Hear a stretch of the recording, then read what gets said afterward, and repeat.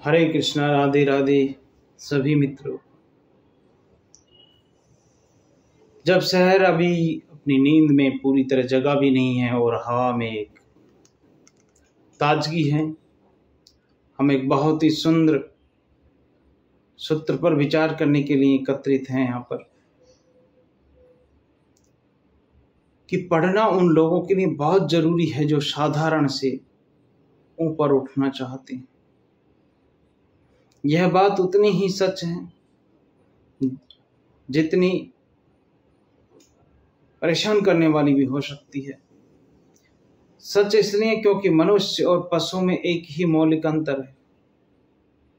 मनुष्य के पास भाषा है, विचार हैं और उन विचारों को शब्दों में संग्रहित करने की कला है। ये हजारों वर्षों का संचित ज्ञान, अनुभव और बोध हमें किताबों के माध्यम से उपलब्ध है। ये हमें उन कंधों पर खड़ा करता है जो हमसे पहले आए थे। निश्चित ही ये साधारण से ऊपर उठने का एक मार्ग है, समझ, ज्ञान, पढ़ाई। लेकिन मैंने कहा कि ये परेशान करने वाला भी हो सकता है। वो इसलिए क्योंकि पढ़ने के दो ढंग हो सकते हैं और 99% लोग पहले ढंग में ही फंस करके रह जाते हैं। सोचते हैं कि वे असाधारण हो गए, जबकि वे केवल एक अधिक परिष्कृत, अधिक सजाए हुए साधारण व्यक्ति ही बन करके रह जाते हैं। पहला ढंग ज्ञान के लिए पढ़ना, जानकारी के लिए पढ़ना।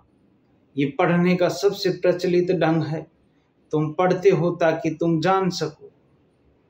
तुम इतिहास पढ़ते हो, विज्ञान की किताबें पढ़ते हो, दर्शन शास्त्र पढ़ते हो। तुम अपने मस्तिष्क को एक लाइब्रेरी बना लेते हो, पुस्तकालय बना लेते हो। ये सूचनाओं का गोदाम है। इससे तुम्हारा अहंकार बहुत पोषित होगा। तुम चार बड़े लोगों के बीच बैठ करके बड़ी बड़ी बातें कर पाओगे। तुम दूसरों को प्रभावित कर सकते हो। तुम एक ज्ञानी कहला सकते हो। लेकिन मैं तुमसे पूछता हूं, क्या सूचनाओं का ढेर लगा लेने से कोई रूपांतरण होता है? क्या तोता राम राम रट कर राम को जान लेता है? नहीं, तोता केवल ध्वनि की नकल कर रहा है। उसके भीतर कोई अनुभव नहीं घट रहा। ज्ञान के लिए पढ़ने वाला व्यक्ति एक तोते से ज्यादा नहीं।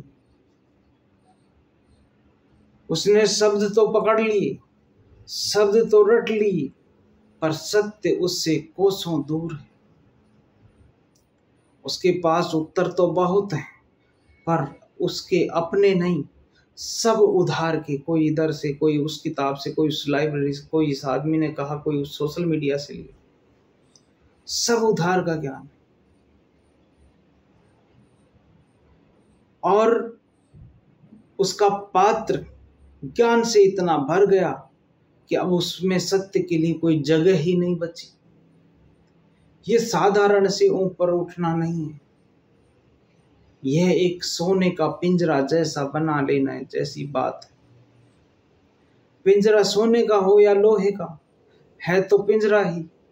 और फिर पढ़ने का एक दूसरा ढंग है, वही असली ढंग है, वही शानदार है, जो साधारण को असाधारण में बदल देने की ताकत रखता है। वह है बोध के लिए पढ़ना, समझ के लिए पढ़ना, एप्लीकेशन बेस्ड स्टडी, रूपांतरण के लिए पढ़ना। आपके अंदर आप पढ़ते हो वो चीजें चेंज दिखने चाहिए। जब तुम दूसरे ढंग से पढ़ते हो तो तुम जानकारी इकट्ठा नहीं करते, तुम एक संवाद स्थापित करते हो। जब तुम बुद्ध को पढ़ते हो तो तुम उसके शब्दों को कंठस्थ करने के लिए नहीं पढ़ते। तुम ये महसूस करने की कोशिश करते हो कि बुद्ध ने जब ये कहा होगा तो उसकी चेतना की दशा क्या रही होगी, वे किस मौन की गहराई से वो बोले होंगे। तुम शब्दों के बीच जो खाली जगह है, जो मौन है, जो गैप है, कुछ क्षण का ही सही, उसे पढ़ने की कोशिश करते। ये पढ़ना ऐसा ही है जैसे एक बुझी हुई मोमबत्ती एक जली हुई मोमबत्ती के पास लाई जाए और संपर्क में आते ही बुझी हुई मोमबत्ती भी जल उठती है। बोध के लिए पढ़ना एक चिंगारी की तलाश। तुम पढ़ते हो और अचानक किसी एक वाक्य पर, किसी एक शब्द पर तुम्हारी चेतना ठहर जाती है।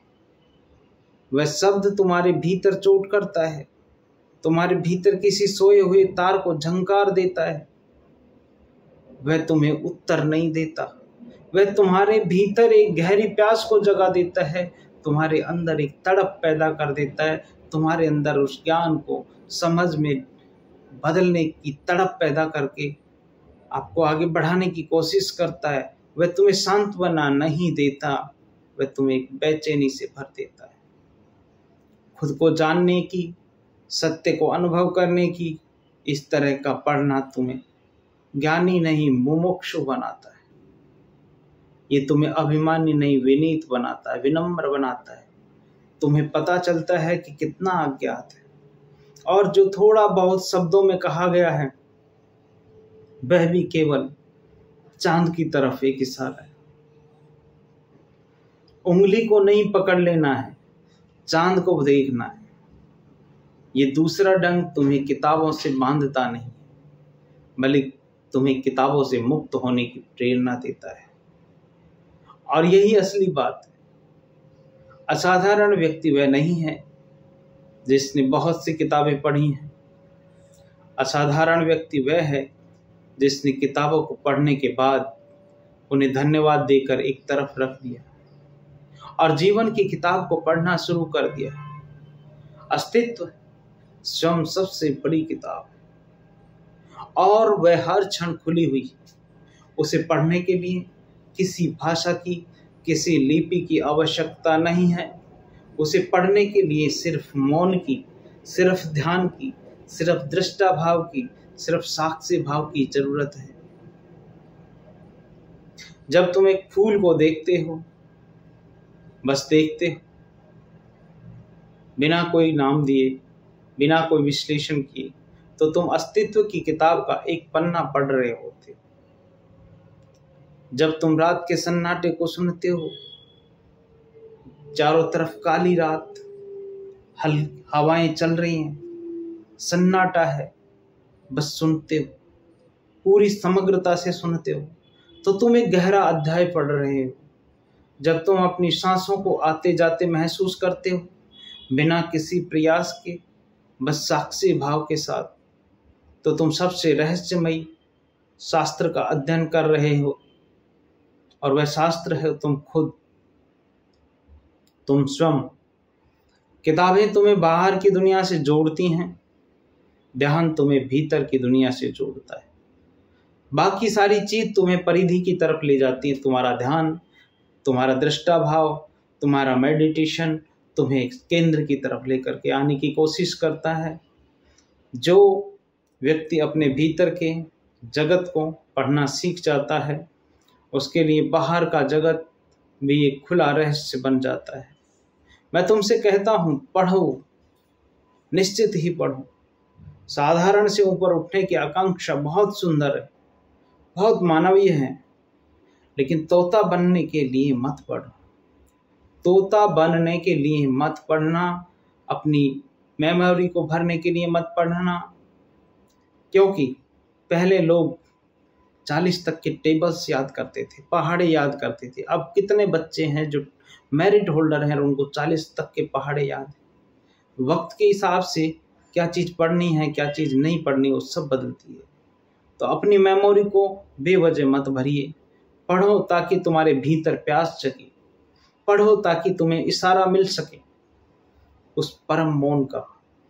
बुद्ध को पढ़ो, कबीर को पढ़ो, नानक को पढ़ो, लाओ त्से को पढ़ो, इसलिए नहीं कि तुम उनके जैसा बन जाओ, बल्कि इसलिए ताकि तुम्हें ये हिम्मत मिले कि तुम भी अपने भीतर की खोज पर निकल सको, जैसे वे लोग, वे पुण्य आत्माएं निकली थी। और फिर असली पढ़ना शुरू करना, अपनी आंखें बंद करना और अपने मन के पन्ने पलटना,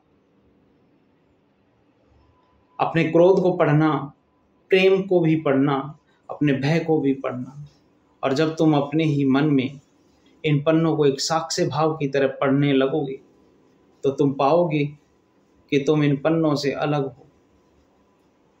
तुम पढ़ने वाले हो, तुम दृष्टा हो। इसी बोध में, इसी एहसास में तुम साधारण से ऊपर उठ जाते हो। कोई और उपाय नहीं है। किताबें सीढ़ी का पहला पायदान है, पर तुम्हें यात्रा तो खुद ही करनी होगी। जो किताबें हैं, पढ़ने वाला कोई भी, अगर वह किताबों पर ही अटक गया तो मंजिल तक नहीं पहुंचेगा। किताबें बहुत जरूरी हैं। किताबों को एक प्रेरणा बनाकर अपनी अंतर यात्रा पर निकलिए। किताबों से आगे निकलने की कोशिश कीजिए। किताबों का साथ लेकर के उनसे आगे जाइए। वही असाधारण है, वही सत्य से उपलब्ध होता है।